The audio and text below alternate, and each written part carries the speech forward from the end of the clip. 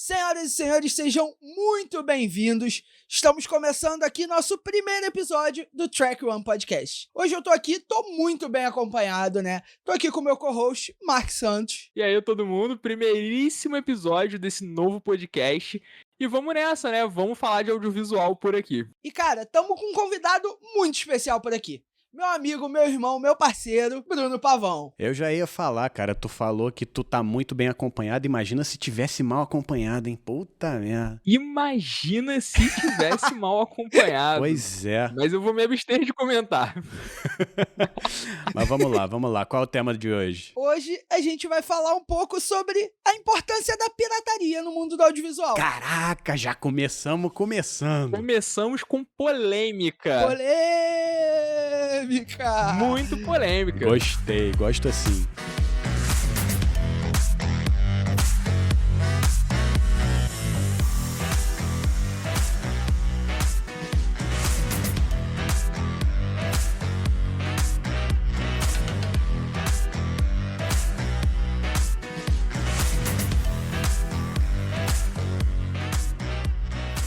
Tem uma baita polêmica, mas a gente tem que debater sobre isso, porque, querendo ou não, muita gente pode até negar, mas a pirataria influenciou muito o audiovisual, cara. A história do audiovisual BR, ela tem muito da pirataria. Totalmente. O audiovisual no Brasil ele não seria o que ele é hoje se não fosse a pirataria, vamos falar a verdade. Quem nunca, atire aqui a primeira pedra, quem nunca instalou aquele Premierezinho craqueado, aquele Vegas craqueado? Cara, eu não conheço uma pessoa.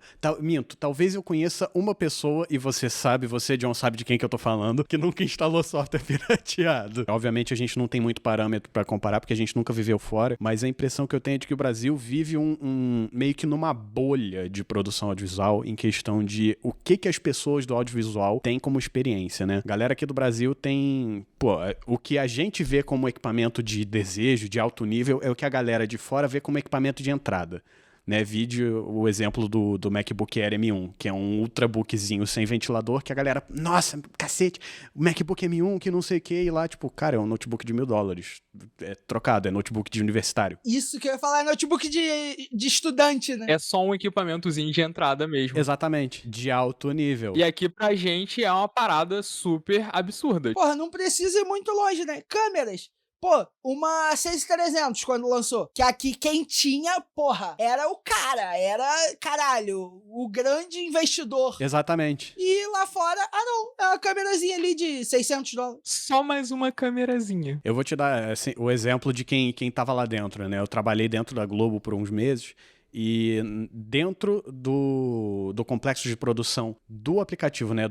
O que era o site virou uma área de conteúdo digital dentro da Globo, né? Eles tinham uma equipe lá de 8 videomakers, mais ou menos, a galera muito experiente, uma equipe de edição muito boa, e o equipamento 5D Mark III. Isso até 2020. E, tipo, foi praticamente ontem. Isso dentro da Globo. A galera tá usando 5D Mark III na Globo, na maior emissora de televisão da América. Não é do Brasil, é da América. Top 5 do mundo, usando 5D em 2020. É bizarro, né? Porque se você parar pra olhar, a galera fala, nossa, porque pirataria, porque... Primeiro, vamos definir uma coisa aqui, tá? Vamos definir uma coisa que eu acho que é importante falar, né? Por mais que 90% da galera sabe, pirataria é crime. Tá? Uhum. Não tem ninguém defendendo a pirataria aqui. Importantíssimo. Mas assim, se não fosse a pirataria, cara, eu digo por mim, eu não estaria hoje trabalhando com audiovisual. Eu sei que vocês dois também não. É bem provável que não. Velho, eu não seria editor se não fosse pelo Adobezinho pirata que eu instalei quando eu tinha, sei lá, 14 anos de idade, tá ligado? E era moleque, começando a fazer as ediçõezinhas ali. Exatamente a minha experiência. Porra, imagina, se eu não tivesse craqueado um Premierezinho, eu nunca teria tido oportunidade nem de começar a editar vídeo, velho. Nem de começar. Talvez a minha experiência fosse um pouquinho diferente de que eu teria seguido na área, porque por que eu baixei o Premiere craqueado pela primeira vez, né? Por que eu cheguei a esse ponto? Eu tava participando de um curso técnico de audiovisual, então assim, eu eventualmente tava seguindo um pouquinho nesse caminho, só que era um curso técnico dentro de uma escola pública no interior do estado do Rio, então assim, você vai caindo os degraus da qualidade da estrutura muito rápido. E eu tive a sorte de ter a estrutura dentro de casa, de ter um computador dentro de casa, coisa que nem todo mundo na época que eu tava no ensino médio tinha, que isso foi ali 2011. E aí eu tinha um computador para instalar o Adobe Premiere, tinha a oportunidade de internet, de baixar e não sei o quê. E eu fui lá e eu fui o único que aprendi a editar na minha turma inteira. Ao longo de 3 anos eu era o editor da turma. Ah, quem é que sabe editar? Não sei, eu chamo o Bruno. Porque não tinha aula de edição, não tinha computador para editar na escola, não tinha software para editar na escola. Porra, as câmeras da escola gravavam em mini DV. E, tipo assim, a galera olha e fala, ah, não, mas porra, a galera de hoje em dia, né, com as opções que a gente tem hoje em dia e tal. Sim. Olha e fala, ah, não, mas porque pirataria... Cara, para pra pensar assim, a Adobe hoje, pra quem é estudante, ela custa R$109, se não me engano, R$89. 89. Depende de quando você assina, né? É. Pra quem não tem o plano de estudante, é 225 por mês. Hoje em dia, ok, mas lá atrás, cara, você tinha que pagar de uma vez 4 ou 5 mil reais por um software. Não era que nem hoje, que você tem uma assinatura pra toda uma cadeia de softwares, né? Exato. Você tem, porra, você paga R$89 por mês no plano da Adobe. Você tem a suíte Você inteira. tem todos os softwares da Adobe. É Adobe Suite, Creative Cloud com a Adobe Suite inteira. E sem contar que nessa época também, pelo menos quando eu comecei, a gente tinha que comprar os CDs, tá ligado? Porque, tipo, era um CD por software pra você instalar ali e já era. Você instalava, queimava na sua máquina. Se você tivesse que atualizar o software, você tinha que comprar mais um depois. E era assim. Uhum. Não tinha atualização online. Não tinha nuvem? Nossa senhora. Inclusive, acho que isso também foi um dos fatores que contribuiu bastante pra pirataria ser tão forte nessa época, porque já era comum a galera piratear mídias em CD. Então, tipo, se você já tinha essa possibilidade, você queimava ali, vendia em camelôzinho e era isso aí. No caso, nós produtores comprávamos, né, em camelôzinho e era isso aí. Você tinha o seu programa de edição. Sim, sim. Ou você pagava esse valor absurdo em um único software várias vezes. O que não era interessante, né? Nem todo mundo podia fazer isso. Eu tava lembrando esses dias mesmo, essa semana, da galera que ficava no camelô na frente da escola, gritando ali na época de 2013, 2014, CD, DVD, CD, DVD, CD, DVD, CD, DVD. Nossa, mas era literalmente na CD, porta... DVD, Play 1, Play 2. Isso aí mesmo. Na porta da escola. A porta da escola era aqui, tinha um corredor ali entre a escola e a rua, e os camelôs ficavam ali na porta da escola, CD, foda-se. Play 1, Play 2, vai criança, vai, 3x10, 3x10. 3x10, 3x10. Que sonho. Que sonho. Isso em Petrópolis, porque não tinha esse negócio de, vamos comprar um software da Adobe pirata. Mas quando você via pro Rio, você chegava lá na Avenida Rio Branco, número 156, tinha os malucos lá na porta, software Adobe, Microsoft, Windows, Office, não sei o quê, gritando. Até hoje, tá? Até hoje. E, cara, é bizarro, porque, tipo assim, o impacto disso foi toda uma geração, né, cara? Porque não era só o software. Não era só o filme que o pessoal não tinha condição. Pô, hoje você tem cinema barato, você tem mais acesso, mais opções. Tudo, Cinema, música, era... Por exemplo, eu moro em Maricá, eu não moro na capital do Rio, né? Eu e Mark, a gente mora em Maricá. A gente é de Maricá. Como o Pavão falou de... Como você falou, Pavão? De... Petrópolis, cidade grande. Cidade pequena. Petrópolis era maior do que Maricá. Então, tipo assim, Maricá era roça. Cara, até hoje, se você quiser... Você mora em Maricá, você quer ir pro cinema, você tem que sair de Maricá. Você tem que ir pra Niterói, que é a cidade do lado, tipo. E eu achava que a situação de cinema em Petrópolis era ruim. Pois é. Antigamente, era aquele videozinho gravado no cinema, o cara gravava com a filmadorazinha, gravava um DVDzinho e vendia. E aquilo ali pra gente era o ápice. Eu assisti tanto filme assim. Pois é. E aí, tipo assim, você teve toda uma geração ali do Play 2, do Xbox 360, onde isso era realidade. Tipo, a pirataria tinha todo esse impacto. Por quê? A Sony mesmo, na época, falava que, porra, ela não via problema com isso. Porque o Play... Não à toa, o Play 2 foi o console mais vendido da história. Quase ninguém tinha jogo original, principalmente no Brasil. Velho, e isso era até uma parada muito... que facilitava entre amigos pra você trocar jogos depois que você zerava. Porque todo mundo só usava videogame desbloqueado. Todo mundo só comprava jogo pirata. Era o que a gente tinha como ter acesso, né? Era o que a gente tinha na mão. Eu quero perguntar quem é que tinha dinheiro pra pagar 80, não lembro exatamente nessa época, até justamente por causa disso. Eu tanto não estou a par desse negócio que eu não sei quanto custava um jogo original na época. Eu tô chutando que deveria custar uns 80 a 100 reais. Era 80 a 100 reais. É, 80, 100 conto, por aí. Quem é que tinha 80 sem conto em 2005, 2006, como um moleque de 9, 10 anos, pra comprar videogame, pra comprar jogo? Não tinha, velho. Mesma coisa que hoje. Você vai comprar um cartuchinho de Switch por 300 conto? Não vai, cara. Aí, e tipo assim... Deixa eu só fazer um parênteses aqui que eu queria deixar registrado que a partir de hoje eu me recuso a me referir à nossa geração como qualquer outra coisa além de geração Play 2. Acho justo. Acho justo. Geração Play 2, tá cunhado aí. Registrado.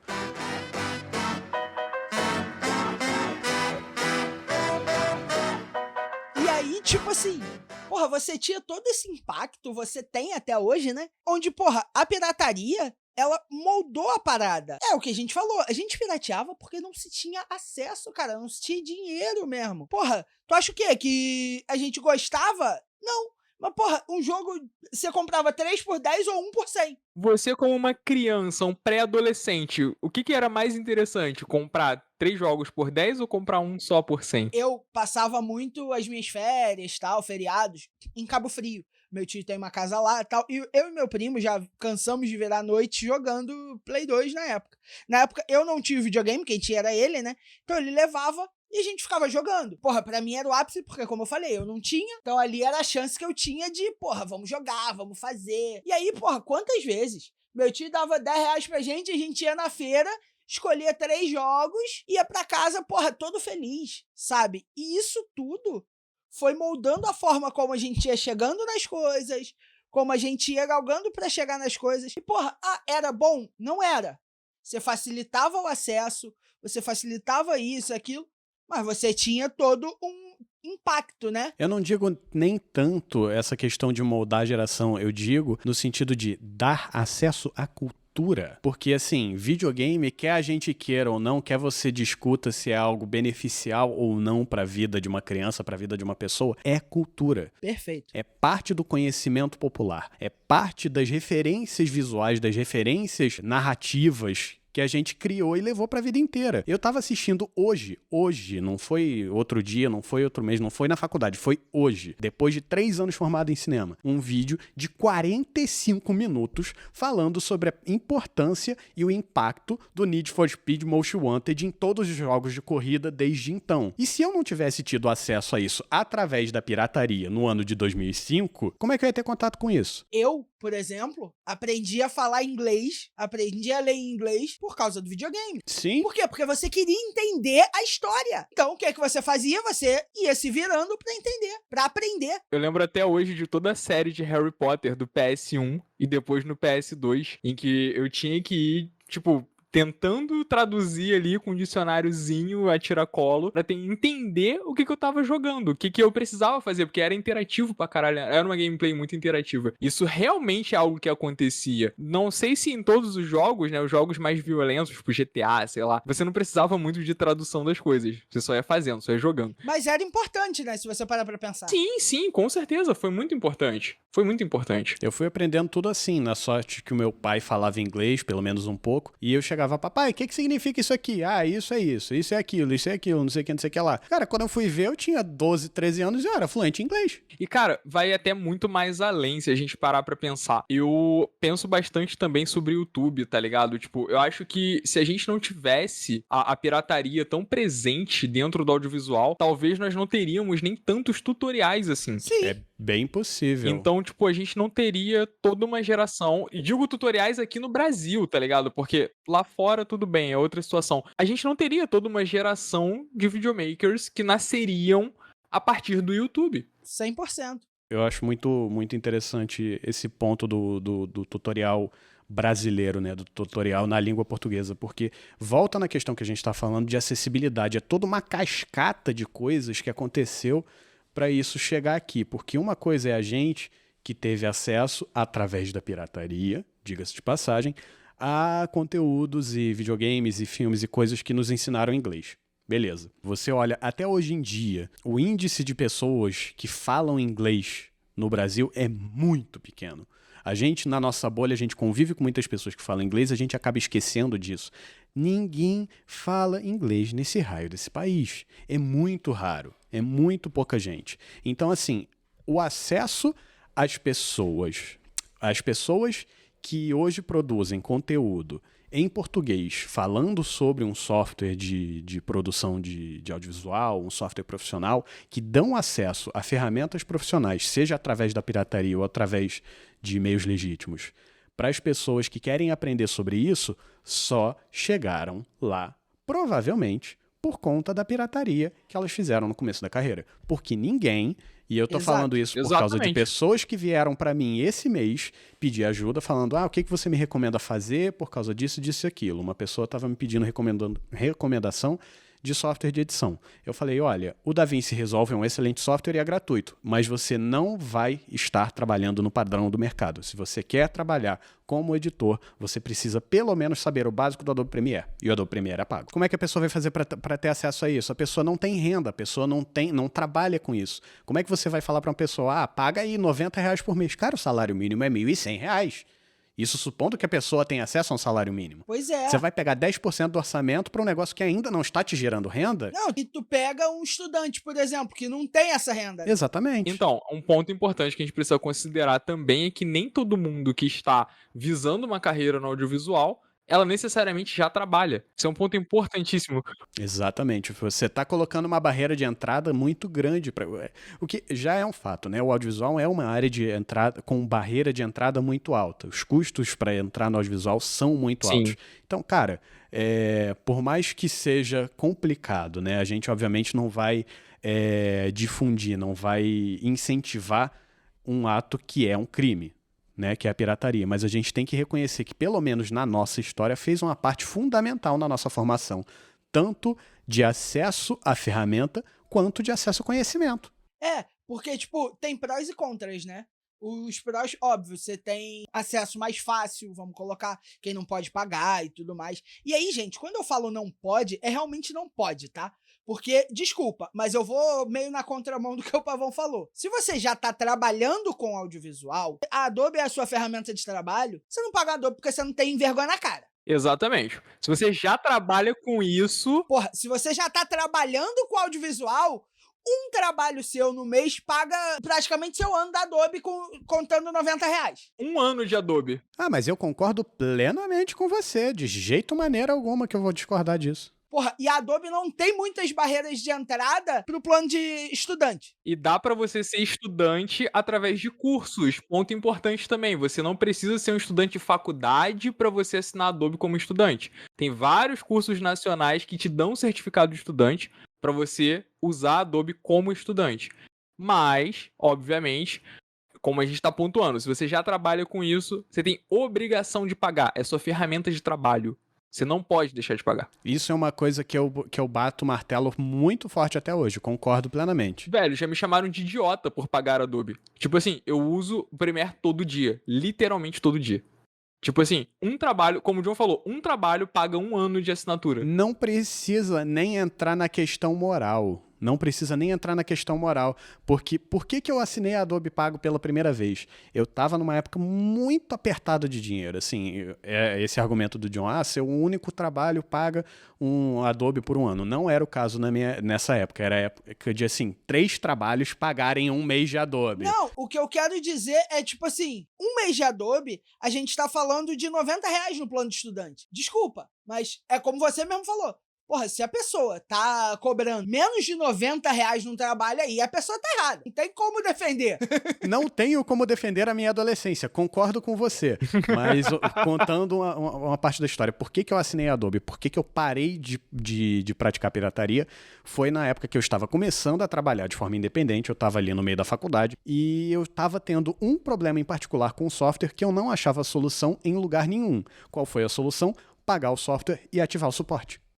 E é um dos grandes prós de pagar, né? Um dos grandes contras da pirataria é esse. Você não tem suporte, você não tem atualização, o pessoal fala, eu não atualizo o Adobe assim que sai. Tá bom, isso é uma escolha sua. Mas, porra, eu atualizo. Eu edito no DaVinci Resolve. Mas, porra, a minha Creative Cloud aqui, porque eu tenho os softwares instalados, eu uso de vez em quando, o Premiere atualiza sozinho. O Photoshop atualiza sozinho. Por quê? Porque a gente paga pra ter isso. Por quê? Porque se der qualquer problema, eu posso reclamar. O suporte tá lá, ele vai te responder, ele vai resolver o problema que você tiver. E se ele não resolver, ele vai ficar pulando entre pessoas lá, mas vão achar uma forma de resolver, tá ligado? Você não precisa ficar rodando 300 fóruns na internet, botar vírus no seu PC, alguma merda assim, pra encontrar a resposta de uma dúvida que, tipo, bagulho que, sei lá, deu um erro crítico aqui no meu Premiere e tô fudido. Imagina, cara, eu fico pensando, imagina, você tem a deadline... Isso é um outro detalhe, não, né? Porque imagina... você falou uma coisa, Mark. O quê? Você falou uma coisa que, porra, a gente nem comentou, né? O quê? Quando você vai baixar os softwares na pirataria, porra, a chance vírus de você baixar a gente vírus, conseguiu passar 20 minutos sem discutir isso, impressionante. incrível. Velho, mas é foda. É porque, quando eu era moleque, primeira vez que eu instalei um Premiere craqueado, já rolou de eu botar 5 cavalos de Troia no PC. Sem sacanagem. 5 cavalos de Troia. Tipo, isso pra mim é meio absurdo, eu acho muito. Excelente trabalho. Então, assim, vale a pena, realmente, você, tipo... Não vale a pena, velho. E outra aquela coisa, galera que baixou GTA V craqueado. Você colocou o cavalo de Troia com sucesso. E outra coisa, eu fico pensando, como profissional, imagina que você tem a deadline de um projeto, sei lá, vai fechar amanhã, e o seu Premiere deu erro crítico, tu perdeu a porra toda. E aí, o que você faz? Vai reclamar com o Papa. Não, você não tem armazenamento do projeto na nuvem da Adobe. Você não tem como falar com o suporte. Você não tem como resolver. O seu prazo é amanhã. E aí? Você vai fazer o quê? Vai virar pro seu cliente, vai falar que o seu software, tipo, craqueado deu problema? Teu cliente não tá nem aí pra essa porra, tá ligado? Tipo, teu cliente quer um projeto pronto. O armazenamento em nuvem me salvou ontem. Várias vezes, velho. Pegou um projeto que eu apaguei por engano, me salvou ontem. Eu uso como backup. É lindo o armazenamento em nuvem. Lindo. Posso contar uma historinha aqui? Pode contar a historinha. Até 2. Uma vez, eu ainda não pagava Adobe. Lá Aí... vem. O Mark vai lembrar dessa. Mark vai lembrar dessa. Ele sabe dessa. Eu ainda não pagava Adobe. Aí, porra, acho que foi o Illustrator que eu tava usando na época. Aí deu problema. Aí eu fui no Twitter e comentei. Porra, meu Illustrator tá crashando direto. Aí vem a Adobe e me responde. Oi, tudo bem? Nos mande na DM o seu CPF e o seu e-mail de acesso para que a gente possa verificar o que está acontecendo. Isso foi lindo, porque, tipo, você não paga o programa e simplesmente o suporte foi te respondeu no Twitter. Que delícia! Porque eles fazem Ego Search, né? Isso é importante a gente falar também. Ele nem tinha mencionado a Adobe. Eles simplesmente pegaram o nome do programa e falaram lá, opa, vem aqui que o suporte vai te ajudar, bebê. Vem que a gente te ajuda. Obviamente ele não mandou, né, gente? Não teve como. Sério? Por que você não mandou? Pô, eu vou mandar o quê, né? Não tinha. Ele ia mandar o CPF dele e não ia ter o CPF e o e-mail. 2 semanas depois, a gente passou a pagar. Na época eu dividi o plano com o Mark. A gente dividiu o plano. Ainda tem isso. Ponto importante. O plano da Adobe, ele te dá direito a 2 licenças. Na verdade não é 2 acessos, não são 2 licenças. 2 acessos. Você pode pegar,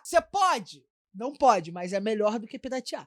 Você pode pegar e dividir com alguém. Fica R$45 para cada pessoa. Se eu não me engano, isso vai contra os termos de uso, mas... Mas é melhor do que piratear, né? Piratear também vai contra o aquele negócio. Tá certo? Não, mas também já fiz. Então, mas pensa assim, se você tem, sei lá, um estúdio, você tem 2 PCs no seu estúdio, você usa a mesma conta com esses 2 acessos, e, sabe, o seu funcionário, vamos colocar assim, ele acessa no outro PC. Meio que dá no mesmo, se a gente parar pra pensar. Isso aí, se eu não me engano, acho que tá completamente dentro dos termos de acesso, dos termos de uso. Pra quem não sabe, eu trabalho com marketing digital, o Pavão trabalha comigo, o Mark já trabalhou com a gente também. Lá na empresa, a gente tem uma conta para 2 editores. Então, tipo assim, você tem, acho que são 5 contas e 10 pessoas. Então, tipo assim, ok, porra, tranquilo. Você não precisa ter 10 contas. Você pode fazer, por exemplo, você tá no início, porra, você quer parar de piratear? Faz o que eu fiz com o Mark, cara. A gente juntou, cada um pagava na época, era R$79,90. Era né? R$79,90. Cada um pagava R$40. E, porra, nem por isso a gente deixou de trabalhar, tá ligado? Nem por isso a gente deixou de pagar. Sim, e sem passar vergonha no Twitter de novo. Existe uma uma discussão aí, né? O que eu tô falando aqui não é porque eu discordo ou porque eu acho que está errado. É porque eu tenho certeza que existem pessoas que vão ouvir isso aqui que vão discordar. Porque não está de acordo com os termos de uso, provavelmente, tá? Eu tô tirando essa informação do Fiofó, mas eu acho que não está de acordo com os termos de uso. Então, assim, você pode argumentar, tá tão errado quanto, mas eu não acho que é o caso. Eu acho que se esse é um passo necessário para você sair da pirataria, para você parar de piratear o seu software, para você entrar na legalidade da coisa, para você ter acesso ao suporte, seja lá qual for o motivo, seja um motivo moral, um motivo técnico, o motivo que você quiser, eu acho que é um ótimo degrau ali no meio do caminho entre não pagar nada e pagar, caso você não consiga acesso a uma conta educacional, R$225 por mês. O que é uma facada. Concordo totalmente. Isso é 50% do aluguel, dependendo de onde você mora. Pô, é muito dinheiro. É importante a gente lembrar também que nem todo mundo que tá no audiovisual, principalmente a galera que tá começando, né? Vamos colocar assim, a galera que tá bem no início, não tira projetos altos, assim, não é uma galera que tá fazendo, sei lá, 30 mil por projeto, tá ligado? Então, assim... De jeito maneira. Eu não tô fazendo 30 mil por projeto. Eu também não, queria muito, mas... Eu hoje não faço, queria, porra, trabalhar um projeto e parar o mês inteiro.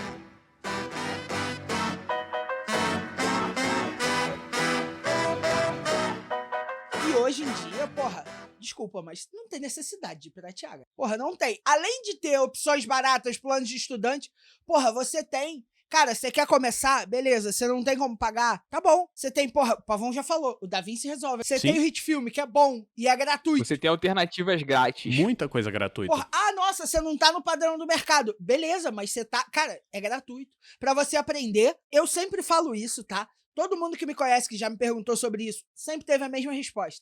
Qual o melhor software que você usa, ou que você sabe usar? Isso é uma ferramenta. Se, porra, o teu desenvolvimento é melhor no Vegas, usa o Vegas. Se é no HitFilm, usa o HitFilm. Se é no Premiere, vai no Premiere. Se é no Resolve, vai no Resolve. O que importa é o material final que você vai entregar. Principalmente no início, que você vai trabalhar sozinho. O que importa é o trabalho estar pronto. Só não usa o Filmora porque eles estão sendo filhos da mãe e estão revogando licenças vitalícias. Quando eu entrei na empresa onde eu trabalho hoje, eu lembro que, tipo assim, a gente usava o Premiere, né? Há 5 anos eu uso o DaVinci Resolve mais do que o Premiere. E aí eu tive que passar a usar o Premiere. E aí eu conversei com o meu chefe na época e eu falei assim, pô, fulano, que eu não vou citar nomes, né? Beijo, Lu, não vou citar nome. Falei, fulano, esse vídeo aqui eu posso editar no Premiere, no DaVinci Resolve? Ele falou, era uma aula, não era uma coisa que alguém ia ter que pegar de novo depois. Ele falou, cara, contanto que você me entregue, você pode editar no Movie Maker se você quiser. E é isso, sabe? Você não precisa estar num software padrão de mercado. Se você for lá, por exemplo, no Instagram de uma amiga minha, olha lá, Maria Marinho de Carvalho, cara, você olha os vídeos que ela faz, você não fala, porra, é tudo CapCut. É uma parada simples, mas é uma parada que funciona pro público dela, é uma parada que funciona pro Instagram. Não precisa ser mega produção. Então, pra quem tá entrando, muitas vezes vale mais isso do que você ter, por exemplo, um Premiere craqueado que você não sabe usar. Exatamente. Eu acho que, inclusive, é mais importante você pesar muito esse lado da sua habilidade, tipo, o seu desenvolvimento ali como editor. Até porque tem uma galera que edita até no celular, né? Tipo, um tempo atrás... Eu acho que isso era um pouco mais difícil de assimilar, como que a galera conseguia editar no celular, pra gente que já tava na área, né? Hoje em dia é uma parada bem popular, mas um pouquinho de tempo atrás ainda era um pouco, tipo, caralho, como que a pessoa consegue editar no celular? E hoje em dia a gente tem CapCut, a gente tem tudo isso que facilita muito a edição. Mas eu lembro quando saiu, por exemplo, o Premiere Rush, que era tipo uma parada assim, pra gente era revolucionário o bagulho. E, enfim... Eu me inscrevi no beta do Rush. É muito mais importante você focar a sua habilidade ao invés de focar em software. Certamente. Tipo assim, não importa. Aprenda, entenda a teoria, aprenda a prática e esqueça a ferramenta. É aquilo, se você sabe editar em um software, você vai saber fazer o mesmo tipo de edição no outro, independente. Porque acaba que a teoria é a mesma coisa. Só muda algumas funções ali, alguns menus, algumas coisas. Talvez você demore um pouquinho mais pra conseguir fazer, mas eventualmente você vai saber onde você quer chegar e o que você precisa fazer pra chegar lá. Exatamente, é prática. Eu fui aqui do lado, né? Eu me estiquei aqui pra pegar, porque pra mim é uma das ferramentas mais importantes atualmente no meu trabalho. Fale o que é, se nós não usarmos o vídeo... É um iPad. É um mousepad dele. É um mousepad, gente. É porque eu uso a capa dele, gente, quando eu não tô usando ele, Essa capa aqui é maravilhosa pra usar como mousepad, fica a dica. Puta mousepad caro da porra. Mas se bobear, funciona como mousepad essa capa. Funciona muito bem, ele usa. Ele usa de Funciona, verdade, eu não tô de sacanagem. uso Não é real. zoeirinha, realmente é um mousepad.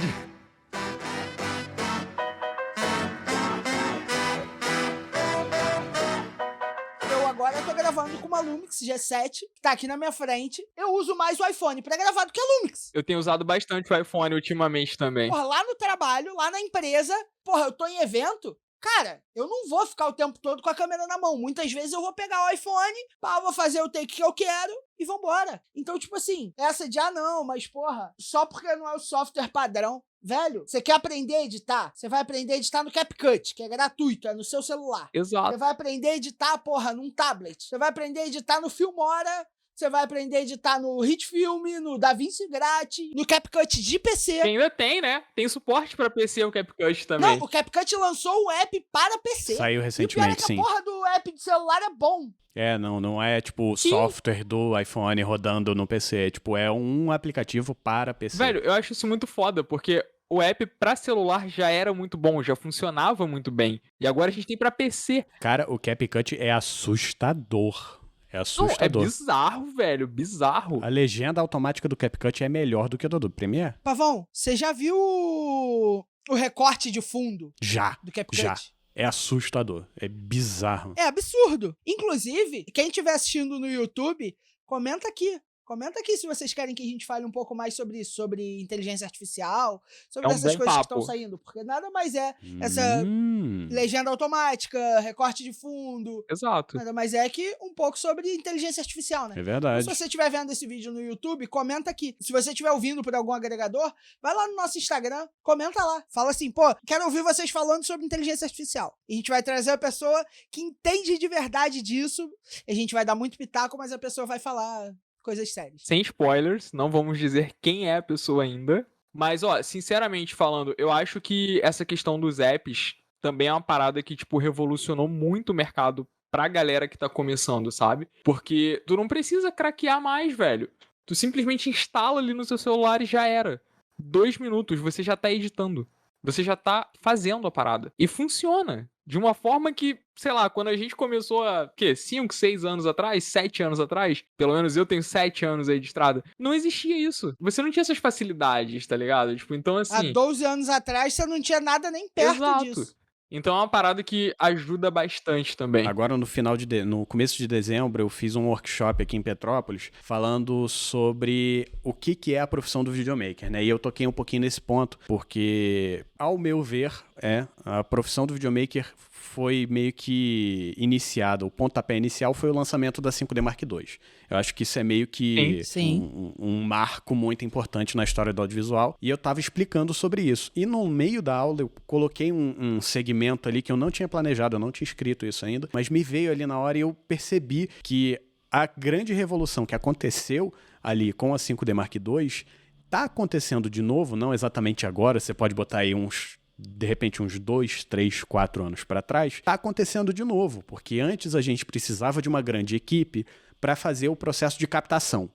Aí você lançou a 5D Mark II, você simplificou o processo de captação, certo? Você reduziu a equipe de câmera para uma pessoa. Você conseguia fazer um processo de captação com uma pessoa só, coisa que gerou hoje a profissão do videomaker, certo? Certo. O que está acontecendo agora? O processo de edição está sendo simplificado. Porque antes, o que você gravava, pegava a câmera, vamos lá, usar o exemplo da 5D Mark II. Peguei a câmera, tirei o cartão, botei no computador. Vamos supor que a gente está trabalhando dentro de uma equipe profissional. Tirei da câmera, entreguei para o logger. O logger colocou no computador, jogou para um HD, fez backup, beleza, entregou para o assistente de edição. O assistente de edição recebeu, fez o primeiro corte e entregou para o montador. O montador pegou, finalizou, entregou para o finalizador, entregou para o colorista, entregou para... Tem aí umas 5, 6 pessoas trabalhando nessa brincadeira. E, obviamente, tá? Eu não tô falando que toda produção é assim. Eu só tô te exemplificando como que é um processo de edição um pouquinho mais complexo. Até porque as grandes produções continuam assim. As maiores continuam dessa forma. Exatamente, e não vão mudar. Não vai deixar de fazer isso só porque existem outras opções. Só tem um detalhe que não é como a 5D Mark II, né? Vamos pontuar, não é. Exatamente, eu ia falar isso. Do mesmo jeito que depois do lançamento lançamento da 5D Mark II ainda existem grandes equipes e grandes produções, ainda existem grandes esquemas de edição, de pós-produção mais complexos. Mas hoje, você pega o seu celular, você abre o aplicativo de câmera, você faz uma gravação, inclusive virada pra frente, que é um negócio surreal de você imaginar há pouco tempo atrás. Eu tô olhando aqui pra mim. Famigerado modo selfie. Exatamente. Você grava sozinho, você pega o celular, você não precisa trocar de aparelho, você edita no mesmo aparelho que você gravou, e no mesmo aparelho que você gravou e editou, você publica. Você conseguiria imaginar alguma coisa desse jeito 12 anos atrás, 11 anos atrás, 7 anos atrás, quando a gente estava começando a nossa carreira? Nem a pau. Impossível, velho. A galera tá começando a carreira pensando, pô, pra que eu vou comprar uma câmera? O meu celular faz tudo. Pra que eu vou comprar um computador? Pra quê? Não faz sentido. Não, mas é real, é real. Não faz sentido. Você tá popularizando de uma forma bizarra. Não, e produção mobile é uma parada que hoje em dia a gente vê cada vez mais vezes, profissionalmente falando. Nessa época, 7 anos atrás, se você falasse pra alguém assim, fulano tira foto com iPhone, foto profissional. Saía artigo em site de fotografia. Não sei quem fotografou um casamento com o celular, veja os resultados, não sei o que. Era algo que se discutia. Virou padrão. Eu lembro até hoje do primeiro curta que eu vi que foi feito com iPhone, tá ligado? Pra mim foi um bagulho que eu fiquei tipo assim... Por exemplo, você não vai ter um casamento todo fotografado com iPhone só porque o cara, escolhi fazer com iPhone. Não, tem nuances pra caralho. Tal. Questões Mas, velho, pra sim, essa sim. escolha. Dia a dia, pra começar, etc. Exato. Eu acho que a parte criativa, tipo, a galera que trabalha mais nessa parte de curtas, por exemplo, como eu citei, é experimentação, tá ligado? Tipo, dá pra justificar como linguagem de experimentação. E vai, produz, testa. Acho que isso é um ponto importante da gente deixar também. Tu só tem o seu celular? Começa, faça. Não fica esperando o setup ideal, o momento ideal. É isso. Vai no aplicativozinho ali, vai no... Vai na fé e faz. Faz, velho. Faz, só faz.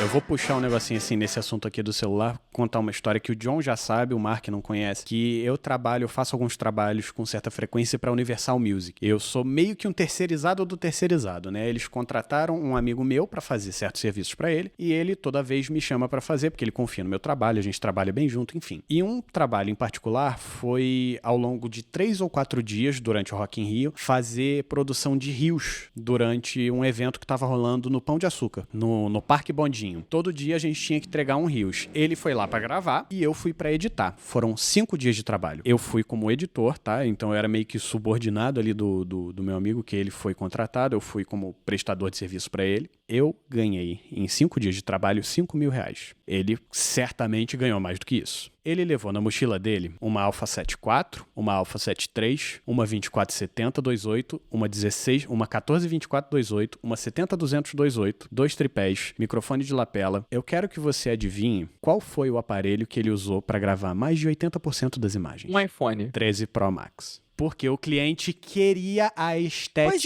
do celular. Que você até consegue simular usando uma câmera, mas convenhamos, às vezes é muito mais fácil e prático na hora que você tá gravando ir direto no celular. E vai. É isso. Ele usou a câmera, obviamente. Pra que você vai simular a estética se você tem a porra da estética na mão? Exatamente, esse é o ponto, tá ligado? Exatamente. E aí, voltando pra nossa pauta aqui sobre pirataria, né, que a gente saiu daqui, foi lá embaixo e voltou, mas foi mais pra exemplificar. Você não precisa, sabe? Você não precisa piratear. Exatamente, a gente fechou o círculo, né? A gente começou falando, não, a pirataria é boa, a gente teve uma importância ali da pirataria, só que a gente tá virando porque hoje a gente vive num momento completamente diferente, porque hoje existe acesso muito mais fácil. Cara, não tinha Netflix em 2012, em 2013. Não tinha acesso fácil e barato a mídia, a conteúdo, a ensino, a equipamento, a treinamento. Entretenimento. É tudo. Não tinha acesso fácil, de baixo custo tudo. pra Você isso. não tinha acesso a nada então, disso. a pirataria foi uma coisa muito importante pra gente aqui no Brasil, que o acesso a coisas que tradicionalmente vêm de fora, porque não se produz equipamento audiovisual aqui, não se produzia muito entretenimento aqui, isso tá mudando agora. Hoje em dia, as coisas são muito diferentes. Então, o que era importante naquela época, que foi importante pra nossa sua formação, não necessariamente, não necessariamente, né? Não é tão importante hoje. Eu não acho que hoje você precisa piratear um software para você poder aprender a trabalhar. Eu também acho que não precisa. Você pode muito bem fazer. Você pega o CapCut, você pega qual foi o hit filme que você mencionou? O DaVinci Resolve. Cara, não falta software gratuito. Ah, mas como é que eles ganham dinheiro? Como é que ganham dinheiro? Eles têm o software pago. Sim, tem a versão estúdio, né? Exatamente. Tem uma galera que olha e fala assim, nossa, mas o DaVinci gratuito deve ser fraco. Cara, eu trabalhei com o DaVinci gratuito durante 2 anos, trabalhando profissionalmente, e não me fez falta em nada. Muito longe disso. É a mesmíssima coisa. Não é a mesmíssima porque ele tem uma outra... Não, mas... A grosso modo, né? Uma outra tipo, limitação. no geral, você consegue finalizar um vídeo. Pro início, principalmente, cara... Se você tá começando, você consegue editar um vídeo do início ao fim na versão gratuita tranquilamente. E avançado no mercado durante muito tempo também. Com certeza, com certeza. Mesmo nos softwares que não tem versão paga, né? Voltando naquela minha amiga ali que veio pedir recomendação de software, a minha recomendação pra ela basicamente foi, instala a versão de avaliação do Premiere. Você tem 30 dias pra usar de graça. 30 dias? É isso. Não, eu quero um software pra estudar, não sei o que lá. Eu falei, você tem tempo? Ela tem. Eu falei, então tá bom, você tem 30 dias. De graça. Completamente dentro da lei. Vai lá, aprende. Decide, vê, usa, decide se é isso que você quer e vai. E aí acabou esses 30 dias, você pode criar outra conta e pegar mais 30 dias. Quê? Olha ele ensinando merda pros outros. Você tá dentro da lei. usa, vamos supor, você pega os seus 30... Não, olha só, você pega os 30 dias de uso, e aí, curiosamente, no dia seguinte que você terminou os seus 30 dias, sua mãe também decidiu que queria aprender a editar no Adobe Premiere. E aí, depois da sua mãe, depois de 30 dias, o seu pai também quis. O seu irmão, a sua tia, a sua avó. Eu não defendo esse nepotismo, hein, que fique bem claro. Olha só, gente, pra quem tá ouvindo, é muito importante a gente falar, a gente não tá falando que isso aqui é o certo, tá? A gente tá falando que isso aqui são opções que vão acontecer, as pessoas vão tomar proveito dessas, como é que eu posso dizer, oportunidades, vamos dizer assim, de se aproveitar de brechas no regulamento. Não adianta se eu não falar aqui, alguém vai falar. A gente está discutindo aqui e é importante falar que as pessoas vão fazer. Exatamente, a gente está debatendo. Então, assim, a minha recomendação é use o software por 30 dias. 30 dias é muito mais do que tempo suficiente para você avaliar, estudar, aprender pelo menos o básico e ver se você quer investir mais tempo e mais dinheiro nisso. Eu acho que é esse o ponto. Com certeza, concordo plenamente. É isso. E com uma frase bonita dessa, né, eu vou perguntar aqui, Mark, algum recado final? Bom, o recado final aqui é o seguinte, não pirateiem com base em tudo que a gente falou, né, obviamente. Aprendam, usem as opções gratuitas e não desistam do audiovisual por causa das barreiras. Eu acho que isso é um ponto que é legal a gente deixar no final. Não desistam. As barreiras são enormes, mas você tem opções para continuar, você tem opções para começar.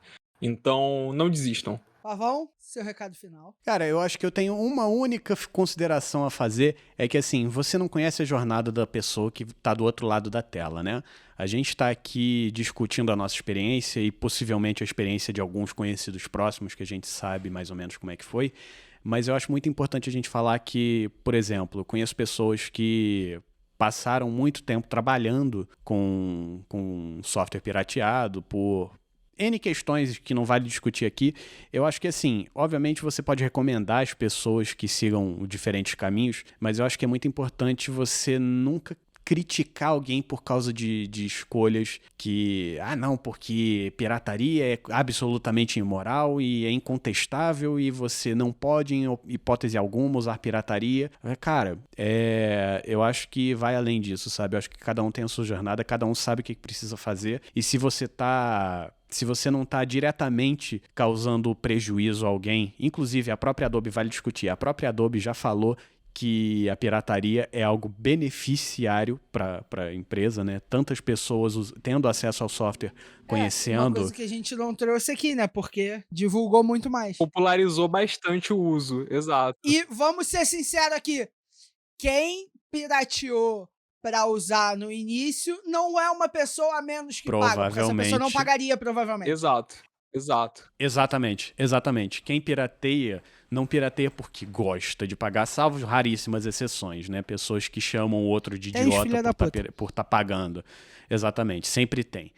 E, cara, se a pessoa tá pirateando, ela não vai pagar. Exato. Quando ela puder pagar e se ela tiver interesse, ela vai pagar. E se ela teve acesso ao seu software sem pagar no passado, se familiarizou com aquele software, ela provavelmente vai ter muito mais chance de ir no seu software do que no software concorrente. Então, assim, não julguem os outros porque ele tá tendo... Não julgue o outro porque ele tá tendo uma jornada, um caminho diferente do seu. Eu acho que você pode muito bem virar e falar, pô, cara, eu acho que esse caminho que você tá indo não é muito bacana por causa disso, daquilo, mas eu acho que chegar com pedras e toras na mão não é um bom início para uma discussão saudável. Vamos lembrar sempre que tudo depende de contexto. Certamente.